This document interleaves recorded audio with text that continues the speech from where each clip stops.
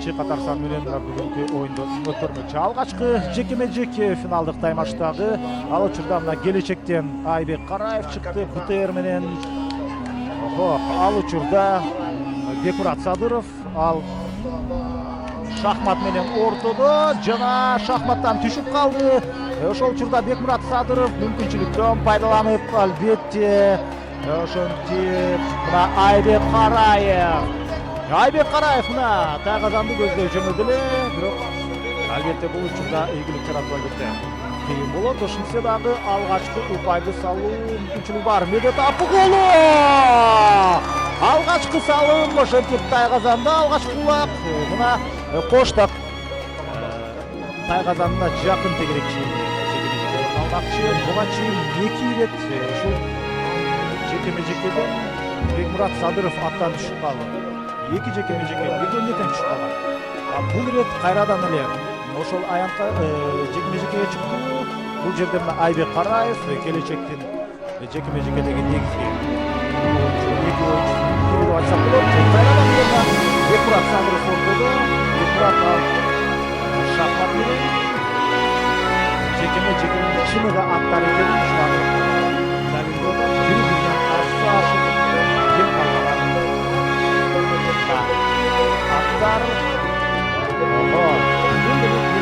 беттеште ушул жекеме-жекедеги чыныгы тирешүүлөрдү байкайт сыяктуубуз.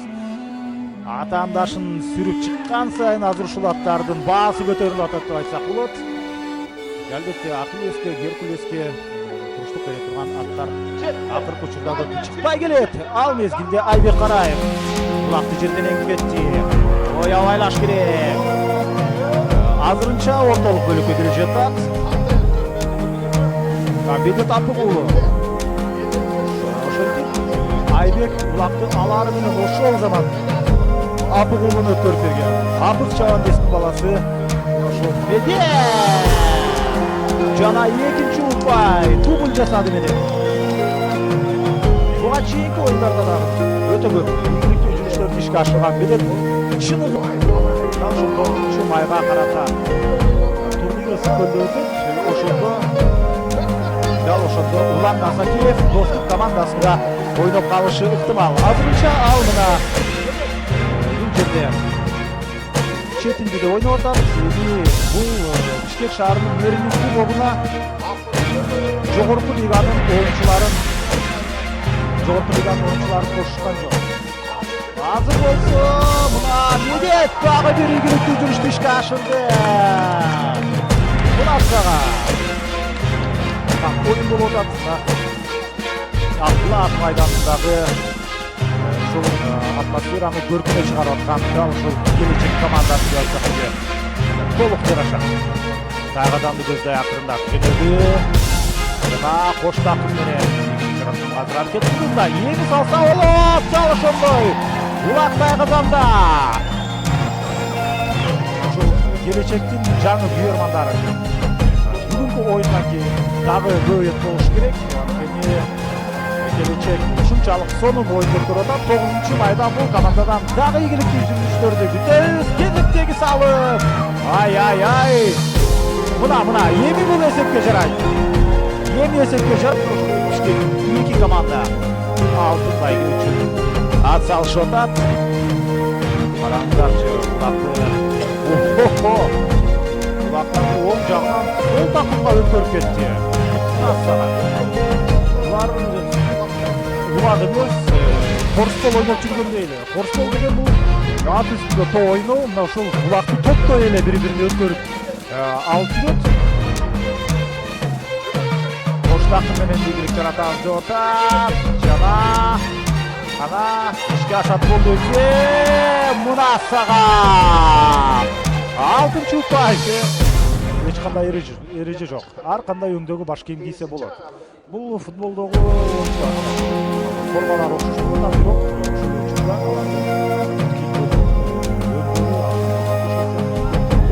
каалагандай сөздеги, каалагандай өңдөгү баш кийимдерди кийүүгө эреже уруксат берет. Бактияр болсо мына өзү чабуулга жөнөдү. Бактияр Жапакеев ал 2 ирет улакты салган.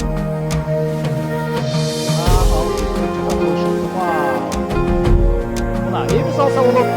Тарактай казанда ошентип Бактияр айбек карайды кеп айтыш кеткен камчыларын көтөрүп бири-бирине камчы кезегине ал учурда мына Тимов Икрамовна жок туралы эмес. Бул Бактияр Жапакеев атын алмаштырып ал Акбайдын чыкты. Мына ошентип Бактиярдын кезектеги ийгиликтүү жүрүшү бул алдык бөлүктө дагы экенine карабастан Жигит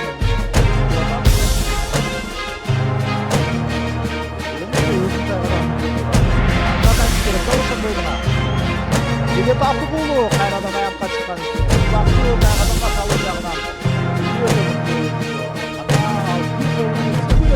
дал ошондой мына Пулрет дагы ошондой көрүнүштү ишке ашыртып ким жазаматына байланганын айтабыз. Четиндини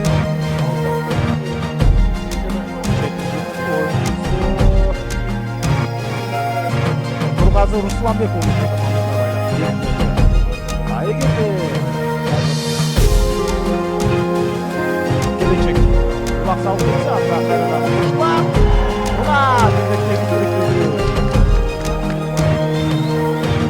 эсеп калган бир колду силкип кулакты таштап кетейин деп эми салчы эми ана эрдин кашына койду биз эле керемет ылдамдык менен бара жатат акыркы секундаларды Нургазы Русланбек кана ай мына сага